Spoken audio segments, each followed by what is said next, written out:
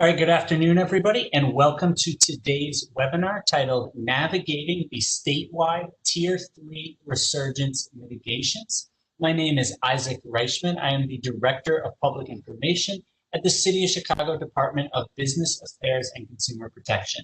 Today's webinar, as you can see, is about Chicago businesses navigating the new Tier 3 resurgence mitigations that were put in place by the state of Illinois and which come into effect tomorrow. A little bit of housekeeping before we get started. As I said, I'm with the Department of Business Affairs and Consumer Protection, that's BACP, with the City of Chicago. We're the department that, among many other things, enforces the COVID-19 regulations put in place both by the city and by the state.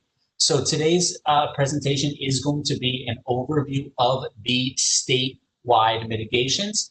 So, but this is specific for Chicago's businesses because our department only enforces these for Chicago's businesses. So there will be some times where I'll talk about kind of Chicago's interpretation of the state of Illinois guidelines. So if you have businesses that are not located within the city of Chicago, while these are statewide mitigations, most of what I'm talking about today is specifically applying to City of Chicago businesses because that is the ones that we do enforce against. This webinar is being recorded. It will be posted on our website, the same website that you used to join this webinar, posted hopefully by tomorrow at chicago.gov/businesseducation. We do have a number of attendees today, which is great. Like to see businesses wanting to know what those rules are. Want to make sure that we have time for questions. We do have a full hour allotted for this webinar. Please use the chat function for any questions that you have. I'm typing into the chat right now. You can reply to the chat that I just sent if you have any questions. I'm going to do my best to answer as many questions as possible today. However, I may not be able to answer every single question, mostly because these are statewide regulations. So they're imposed by the state, not by the city. So there may be some details that I need to clarify with our partners over at the state or perhaps with some other departments. So if you have any questions that I do not get to, you can use the email address that you'll see on the bottom of every page. That's bacpoutreach@cityofchicago.org. Again, bacpoutreach@cityofchicago.org. I just typed it into the chat. You'll also again see it at the bottom of every page. I'm happy to answer questions that I do not get to over the course of this webinar. Great, so without any more housekeeping, we'll get started. Today's agenda, I'm going to start by providing an update on the City of Chicago health metrics. As I'm sure you know by now, we are very deep in the midst of the second surge of COVID-19. I'm going to provide the latest updates straight from our health department. I'm then going to provide an overview of the new statewide mitigation measures. And then I'm going to go into detail on a couple of the most relevant industries that have kind of the most changes that will be in place starting tomorrow. A little bit of housekeeping before we get started. I'm already seeing a couple questions come in. I'll make sure to answer those.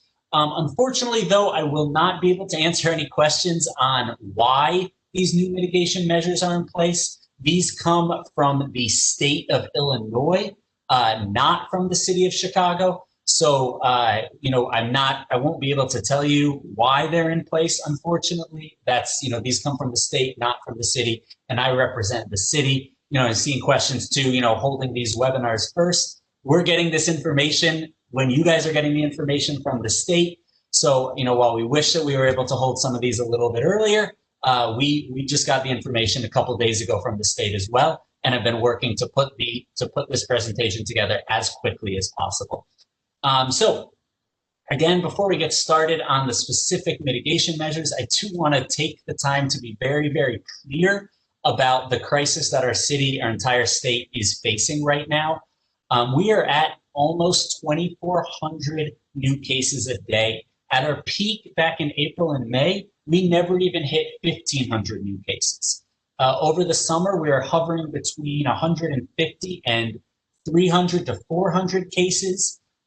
So this spike that we're seeing in cases is alarming, and as of yet has not shown any signs that it's really slowing down. We are increasing at the same rate, if not faster, than we were increasing in cases back in April and May. And we are testing more, but the increase in testing does not fully explain the increase in cases. So we are increasing in tests. We have 16,000, over 16,000 tests per day. That's these gray bars in the back. That's way more tests than we were doing back in April and May, which is great. But if the increase in tests was the only reason why cases were going up, then we would have the percent positivity rate staying the same, but that's not what we're seeing. And our percent positivity is over 15% today. It's not quite as high as our peak back in April and May in percent positivity, but it is truly alarming. We were below 5% for the majority of the summer, and we've been increasing pretty steadily since around the beginning of October.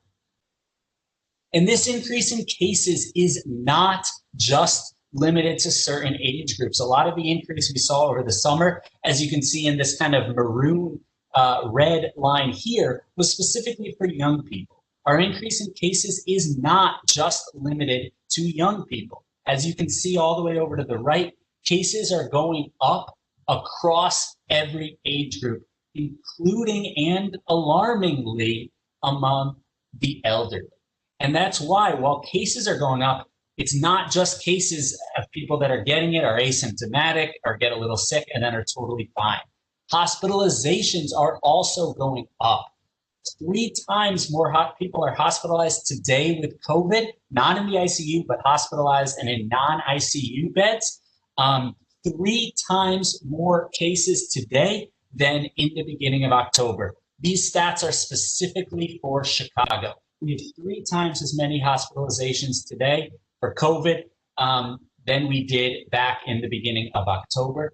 Also, people in the ICU has also increased by about 3 times. We have nearly 300 people today in ICU beds with COVID.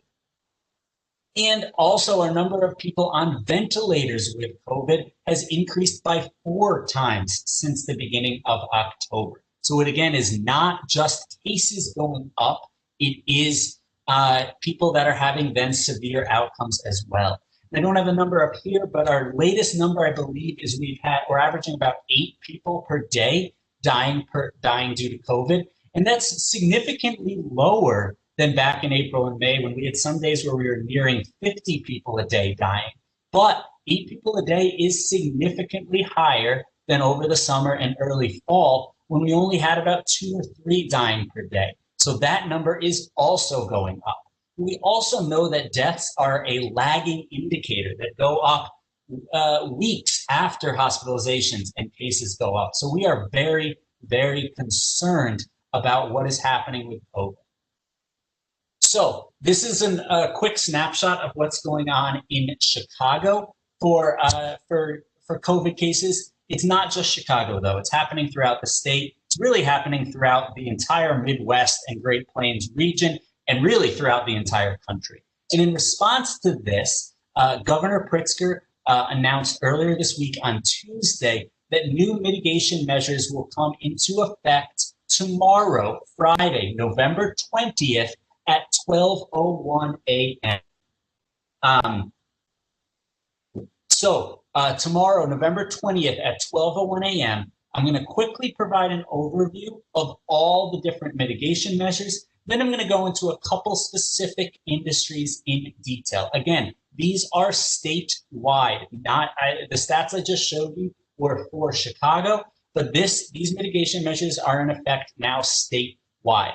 So the following industries will be closed, or at least partially closed, under these mitigation measures.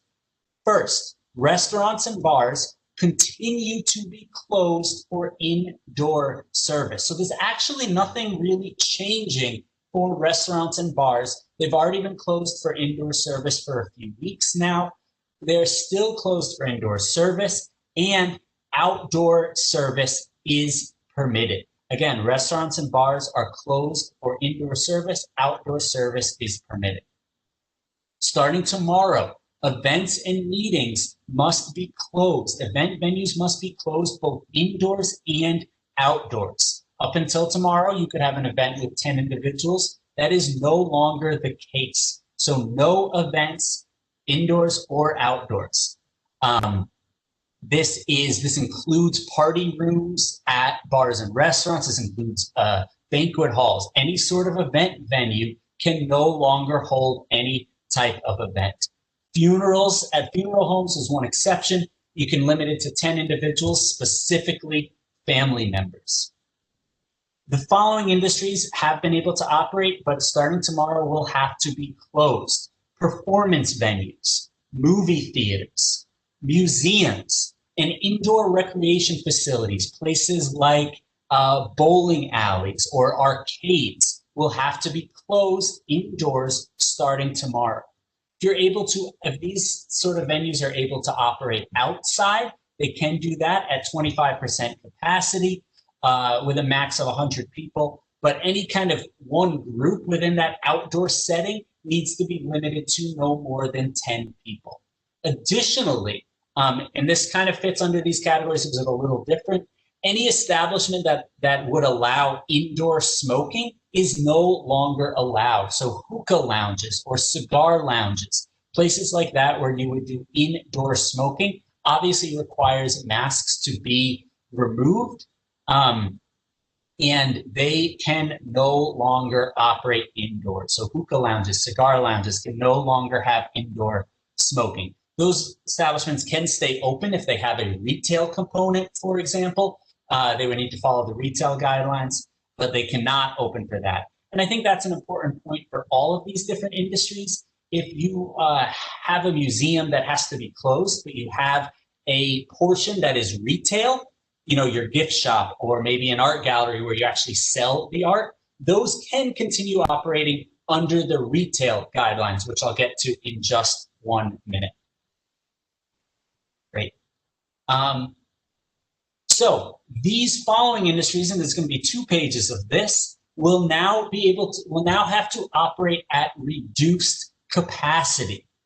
So they're starting tomorrow at 12:01 a.m. Hotels have a new capacity, new restrictions where they cannot have events and they can only have guests, only registered guests in the hotels. Commercial buildings, commercial businesses, the recommendation from the state, all employees who, and this is in quotes because it's directly from the state, all employees who can work remotely should be working remotely for any sort of commercial business.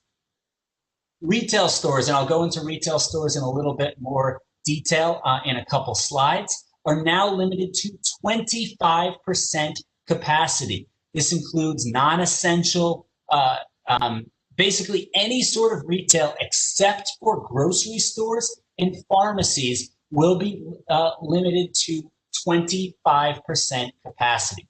This includes big box stores like a Target or a Walmart, for example, that may sell groceries and pharmacy goods, but also sell a number of other items. Big box stores should still operate, required to still operate at 25%. This includes hardware stores, anything that is not a grocery store or a pharmacy must operate at 25%, grocery stores and pharmacies at 50%. Places of worship will actually just have slight changes. The recommendation from the state is that places of worship limit it to 10 individuals, but they can operate up to 40% or 50 per space, but the recommendation is to limit it to 10 individuals. Great. Following additional industries are also at reduced capacity. And I'm going to go into these in detail. I know there's a lot of questions related to health and fitness centers. I'll go into those in detail in the coming slides. But health and fitness centers are now limited to 25% capacity. Indoor fitness classes must end and locker rooms must be closed. Again, effective tomorrow. I'm going to talk about health and fitness centers in a lot more detail in just a minute, I promise.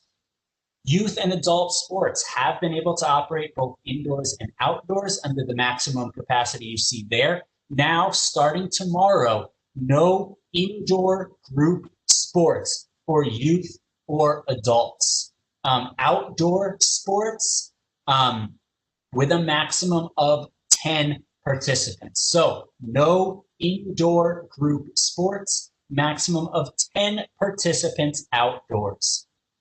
Parks and outdoor attractions are now limited to 25%, with any group activity limited to 10 and a maximum within any space of 100. Personal services limited now to 25% maximum with 25 total people within a space, and servings that without face coverings must end. That includes facials, beard trimmings, things like that.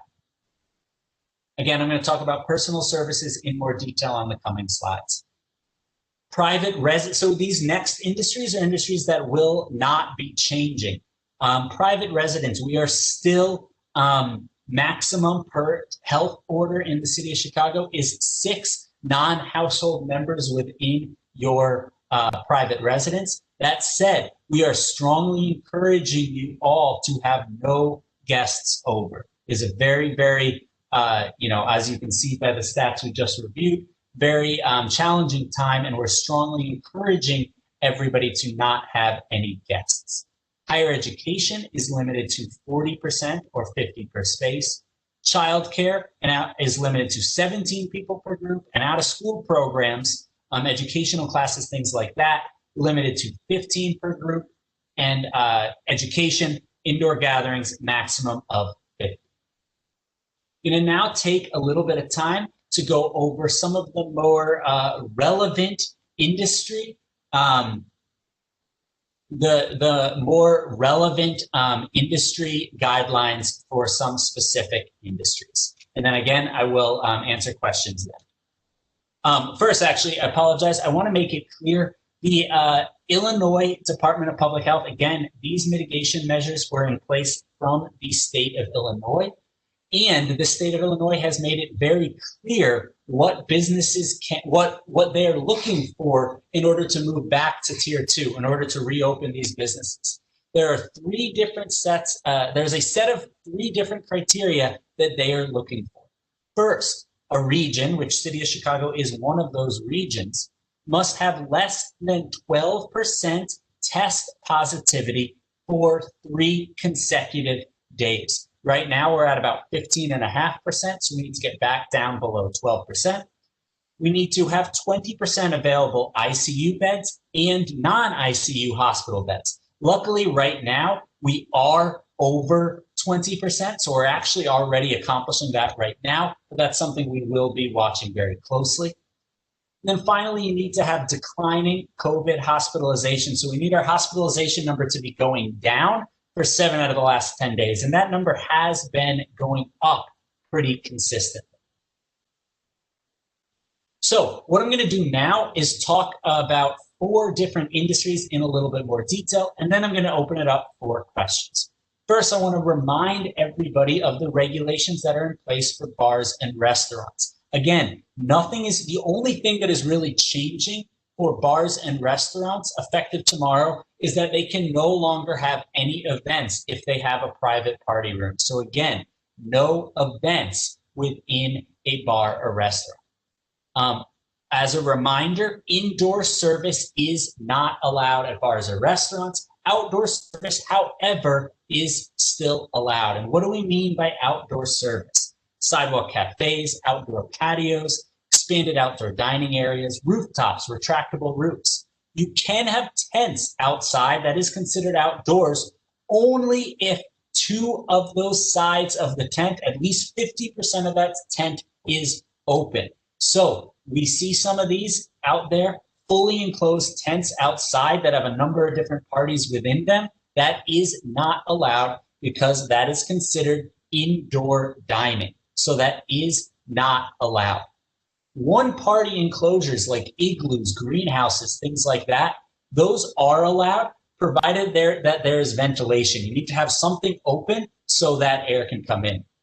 You also can continue indoor spaces where 50% or more of the wall is removed by opening windows, doors, or panels, provided that tables are within 8 feet of those openings. So you'll see many of these throughout the city where you have like the entire front of the restaurant open, and then tables within 8 feet of those are considered outdoors and are allowed. Takeout, delivery, curbside pickup may continue. Food that can happen at all hours. Alcohol sales must end at 11 p.m. This means that delivery must be completed by 11 p.m. You can't have alcohol out for delivery. It must actually be completed by 11 p.m. Face coverings must be worn in all indoor and outdoor public settings, the only exception being when folks are seated and eating or drinking. You can have no more than 6 people per table, and patrons must be seated while eating and drinking. Okay. Now I'm going to talk about personal services. Again, I see some questions come in. I'll answer those in just 1 minute. But I do want to take a minute. If anyone has any questions related to bars and restaurants, please, you can submit those questions via the chat. I see one. If bar seats are within 8 feet of an open window, are patrons allowed to sit at a bar? It's actually a great question. Yes, as long as the seat is within 8 feet of an open window and all the other regulations are being followed, then that would be allowed. Again, everything must be within 8 feet of a window. And if anyone has any questions related to bars or restaurants, I don't see any others that have come in related to those. So I see a number of other questions. I promise I will be getting to those. So I want to talk now about personal services. Personal services meaning hair salons, nail salons, massage establishments, tattoo parlors, spas, places like that. Services you'll notice here, the red is the changes that are coming into effect starting tomorrow. Services are now limited to 25% indoor capacity, and total capacity within any space is limited to no more than 25 people. Again, those parts in red are new. This is not new. All areas need to allow for 6 feet of social distancing with impermeable barriers in place where social distancing is not possible. Face coverings must be worn by employees and customers at all times. Again, this is new. Anything that requires them to be removed is not allowed. So no more facials, no more beard shaves, nothing like that. This language here is specifically from the state of Illinois. Physical therapy, occupational therapy, massage therapy is allowed only if it is deemed necessary by a medical provider. Additionally, appointments must be spaced by at least 15 minutes, and facilities should take steps to sanitize and circulate clean air through service rooms before and after each service. A little bit of a point about this, I see a couple questions come in. We've already gotten a number of questions related to this. Again, this sentence here is quote for quote specifically from the state of Illinois. Now, what does this mean for BACP and our enforcement? So again, massage therapy, anything like this must be deemed necessary by a medical provider. Now, we are not going to be checking for a formal doctor's note. However, providers should be making sure that the treatment is recommended by a medical provider. So again, that's not something that we're going to be, checking for a formal doctor's note, but it does need to be recommended. It's the provider's responsibility to make sure that it is recommended by a medical provider. Reservations and contactless payment is encouraged, not required, but strongly encouraged. Finally, in this, locker rooms, saunas, steam rooms, hot tubs, any other location like that where social distancing is not possible must close. Again, this is explicitly from the state of Illinois. This is one point that we had a question for the state when this came out. We saw clarification and they clarified that locker rooms, saunas, steam rooms, hot tubs, anything like that at a personal service facility or at a health and fitness center must close. And understand that they will actually be releasing a FAQ document that makes this clear within the coming days. Great, so does anybody have any questions? Please submit any questions related to personal services if you have them via the chat. So I did see a question come in related to massage. I did address that.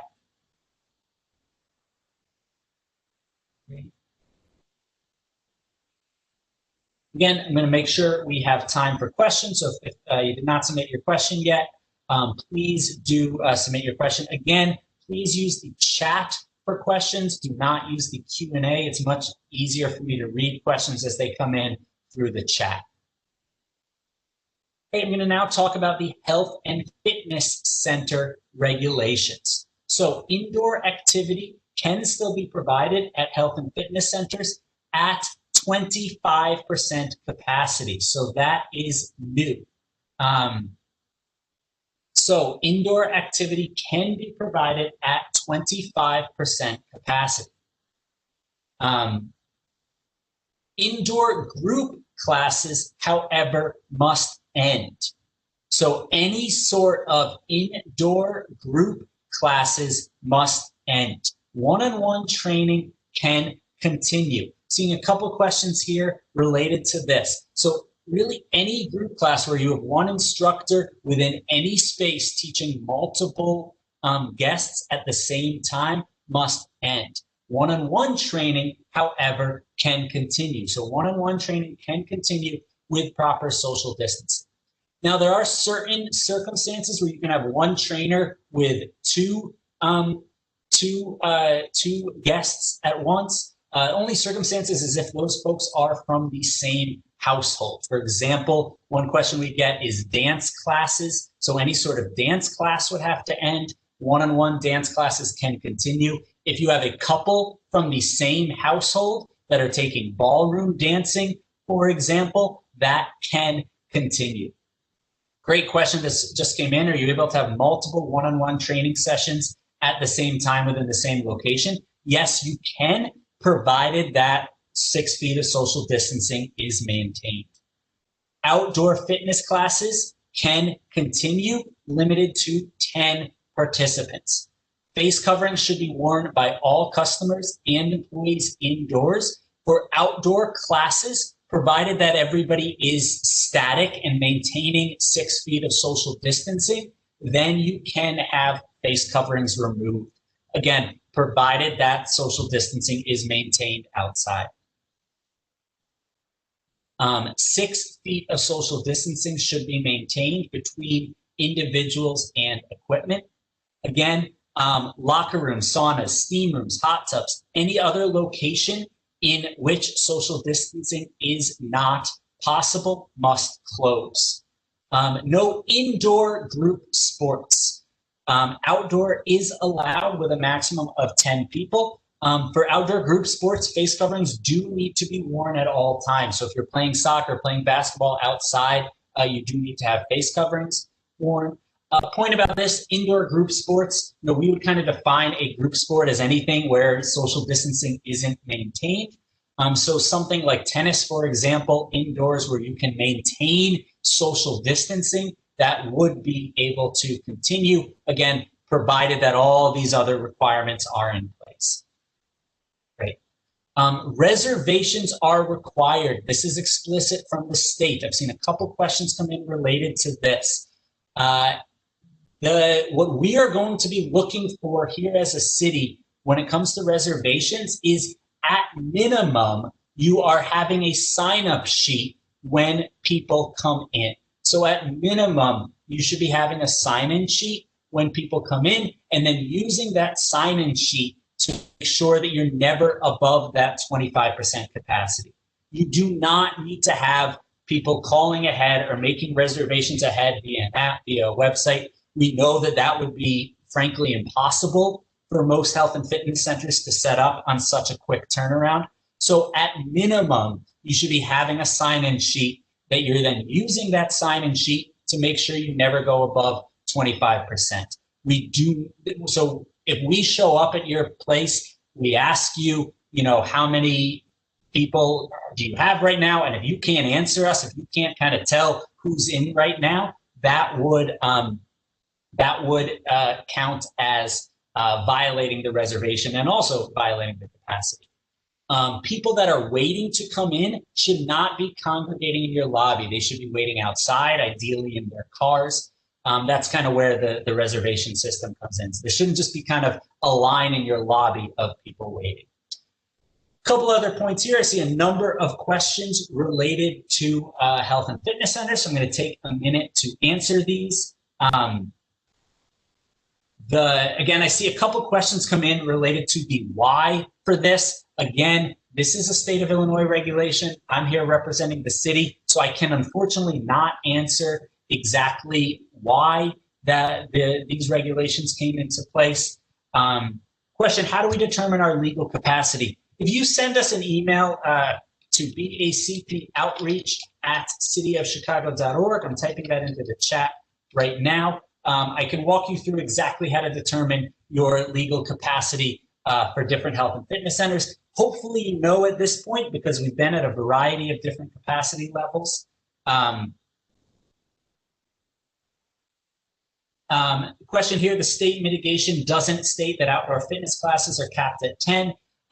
If you look at the state guidelines, it's not actually under the health and fitness centers, it's under the outdoor activities. It says outdoor group activities limited to no more than 10 people. So again, it's in the state guidelines, it's not explicitly under health and fitness center, and it does say outdoor group activities limited to no more than 10 participants. So that is where we are getting the outdoor fitness class size limited to no more than 10 participants. Question here about face coverings, just to kind of clarify here. Face coverings are required to be worn by all customers and employees indoors. That is a formal requirement. Okay. Question, does the reduction to 12% positivity rate apply to group fitness classes? Does the 12% positivity rate apply to group fitness classes? My understanding from the state of Illinois is that if we get below 12%, if we have a decrease in hospitalizations for 7 out of 10 days, and we have sufficient hospital bed capacity, then we would get to go back to tier 2, which would then allow group fitness classes again.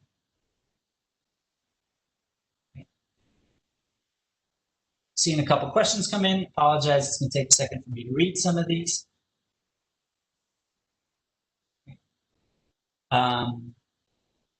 Great, a couple questions about folks that are interested in wanting to know where like educational classes fit in.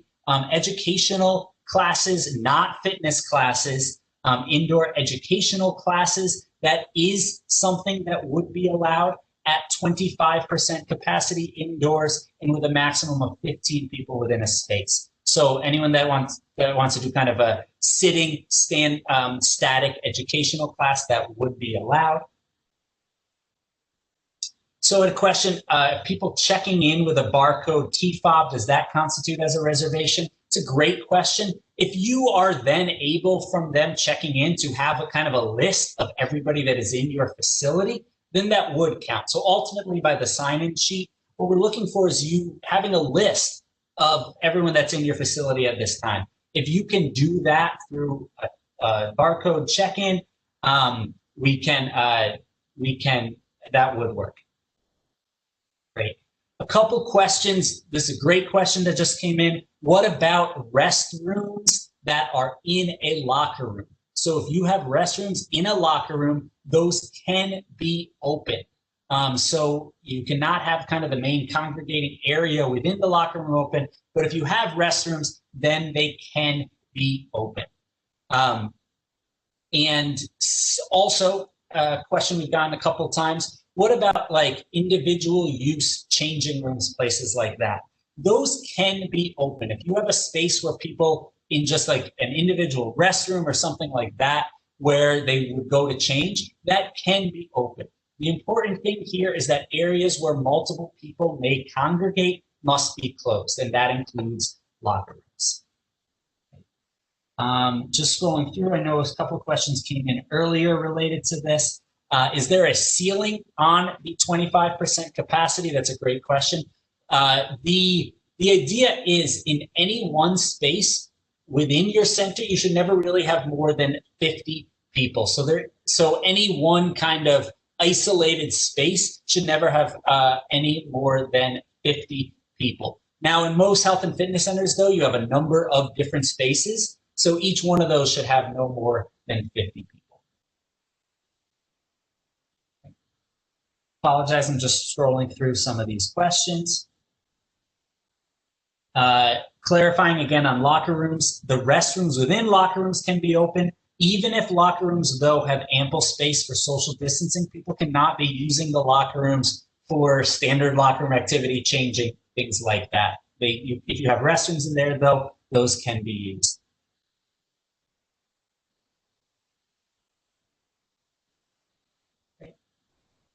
Apologize, it's just a couple more detailed questions.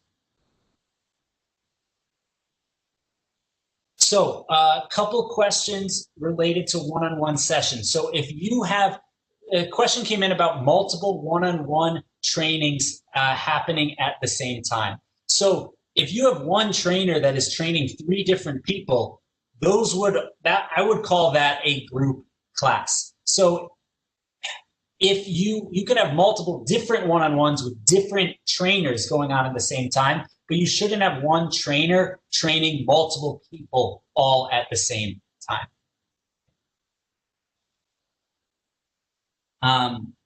Questions about showering for pools. So any sort of group shower area that you may have should be closed. If you do have kind of an individual use shower where there's just one person in, fully closed, not connected to anyone else, that can be open. Questions about pools. Pools can be open at this time. Couple. Right, I do want to move on to the next sentence. Again, I'm seeing a couple questions about why these are in place. Again, these are coming from the state of Illinois. I'm also not the health department here, so I'm not fully into the why for a lot of these. And again, these are coming from the state, not from the city of Chicago. Last regulation I want to talk about in detail before opening it up for additional questions is the retail regulation. So retail should be operating at no more than 25% capacity, this includes general merchandise stores, hardware stores, clothing stores, jewelry stores, any place like that should be operating at no more than 25% capacity. This includes big box stores and convenience stores, any place like that. Grocery stores and pharmacies may operate, however, at up to 50% capacity. You should be providing 6 feet markers in any area where guests or employees queue or congregate to ensure improper social distancing. Face coverings must be worn at all times. Hand sanitizer must be available for customers upon entrance. Cafeterias, buffets, self-serve food stations can be open, but the employee must be serving the food and wearing proper PPE. Self-service beverage fountains are okay if the surfaces are cleaned and sanitized frequently, and customers cannot be refilling cups or using reusable cups. So I'm going to take, I know most of the questions are related to health and fitness centers and personal services. A little bit, if you have any questions around retail, please submit them now. So question about floor markings. They should be in any area where, again, this is the language directly from our regulations, any place where employees might queue or congregate. So any place, they do not necessarily need to be in the entire establishment, but where anybody might queue or congregate in order to have appropriate social distancing. Great question, Walmart and Target. Places like Walmart and Target, for example, that offer groceries and pharmacy, but also a number of other items that are not groceries and pharmacy, those are considered big box stores and have to operate at 25% capacity. So the only places that can operate at 50% capacity are stores that are just grocery stores and pharmacies, places that are just that. So big box stores like Walmart and Target and other similar ones must operate at 25% capacity.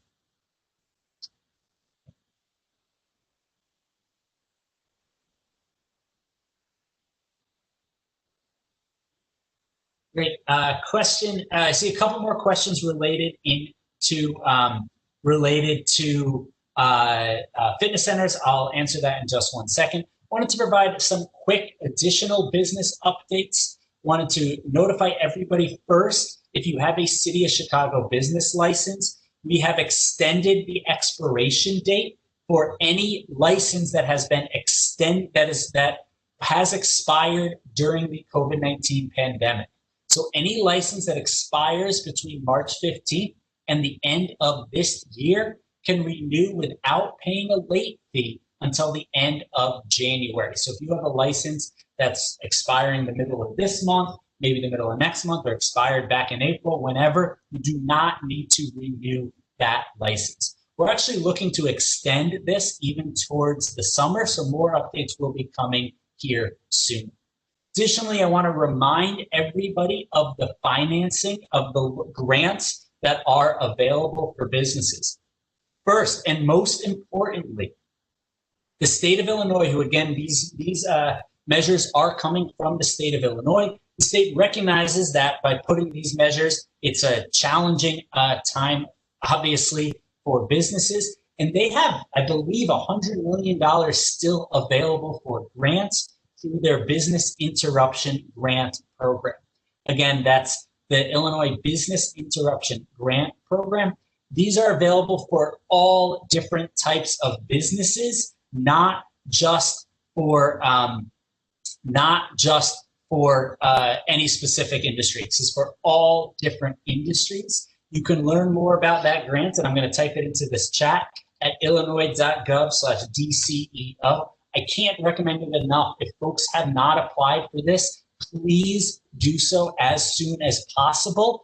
It is using federal dollars that will expire at the end of this year. So you can't wait to apply. Apply today if you have not done so. That's at illinois.gov/DCEO. Additionally, the City of Chicago has grants available specifically for bars and restaurants. That application is available until next Monday, the end of the day, next Monday, November 23rd. That's at chicago.gov/hospitality fund. Again, this is specifically for bars and restaurants. Chicago.gov/hospitality fund. I'm going to take a minute now I'll leave this slide up if anyone has any questions. Now I'm going to take a minute. We have about a little more than 10 minutes left. I'll take the rest of the time to answer questions. Again, for a lot of these questions, I'm actually going to ask you, if you can, to submit them via email, just because we might, this is again state regulation, so we might need to check with the state on some of these.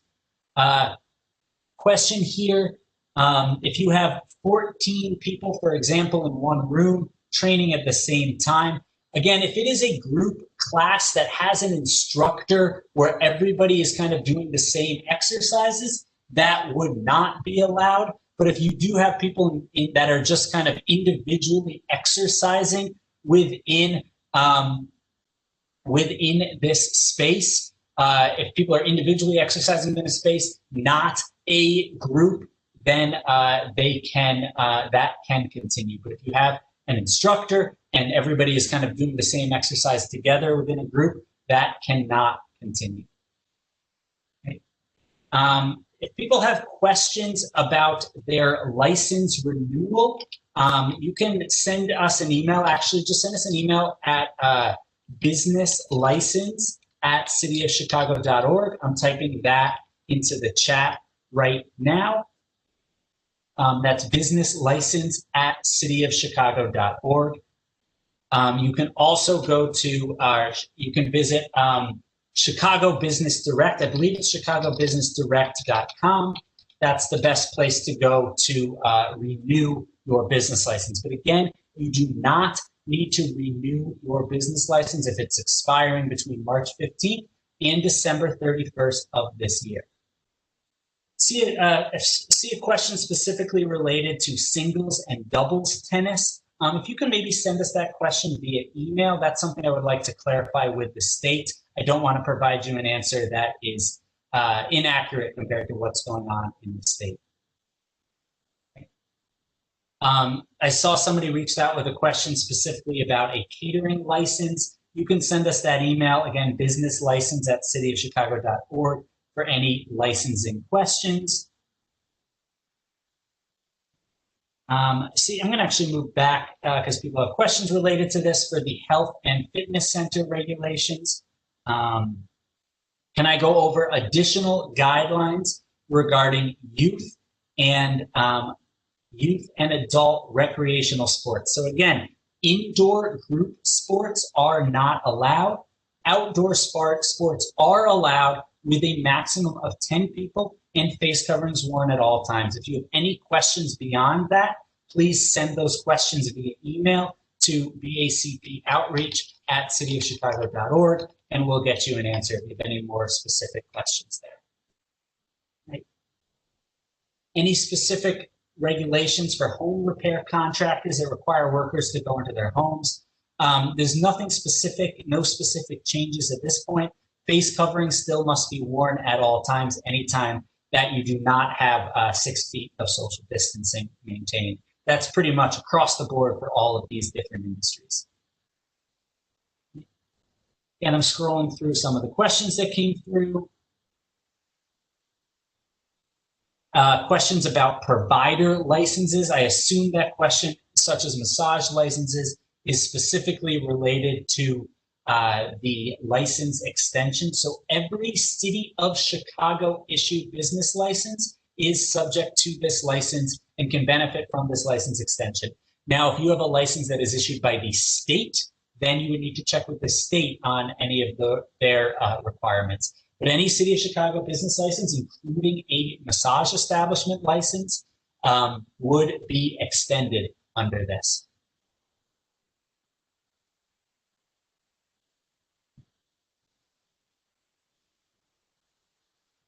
Can health clubs let members lock their valuables in lockers? That's a great question.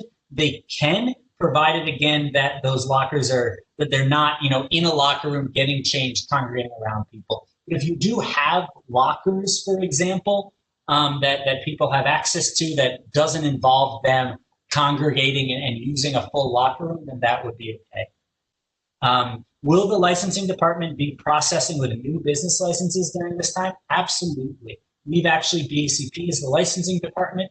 We've actually been issuing licenses throughout this time, and we will continue to do so. If you have any questions, please do not hesitate to reach out. Is the hospitality grant available to private clubs? So we actually have had a whole series of webinars this week and trainings related to the hospitality grant. So you can find all the FAQ at chicago.gov/hospitality fund. Check out our website also, where we have all our webinars at chicago.gov/business education to have all your questions answered. In order to be eligible for the hospitality grant, you must either have a retail food establishment license or a tavern license or a tavern liquor license. If you don't have either of those, you would not be eligible. So if you are a private club that kind of serves as a restaurant and has a retail food establishment license, then you would be eligible. Great question here. Is there a time frame of how long a person can stay within a health club during their reservation? No, there is not a formal requirement. You, the business owner, can set how long they're allowed to be in if you would like, but there is not a formal requirement there. Again, I do apologize. I'm unable to answer every question. If there's any question that you asked or you did not ask, and you want to know about them, please do. I see a couple questions kind of related to things that are kind of a gray area between educational classes and fitness classes. Please send those questions via email. I think I do need to get some clarification from the state on those. I don't want to say something that's wrong here. So again, my email's right up there, BACP Outreach. If you have questions about whether your specific activity is considered educational or considered a fitness class, please do send those via email, bacpoutreach@cityofchicago.org. I had a question related to the business interruption grant program. The city does not run that. If you send us an email, though, I'm happy to get you in touch with some people that can help check on your application, help answer any questions that you have there. Again, BACPoutreach@cityofchicago.org. Scrolling through to make sure I didn't miss any other questions. I had a question about dance studios. Unfortunately, dance studios are considered considered health and fitness centers. So any sort of group dance class must close according again to the state guidelines. However, one-on-one dance classes or one-on-two dance classes, provided that the two people that are being trained are members of the same household, would be allowed. Question, I apologize, I missed this earlier. How would the medical recommendation for massage be regulated? So again, as I mentioned earlier, we're not, and a number of our investigators are actually on this training today. We will not be, looking for a doctor's note, anything like that. It's incumbent upon the provider themselves to kind of ensure that these are medically required massage therapy. It's not something that we're going to be formally checking for doctor's notes.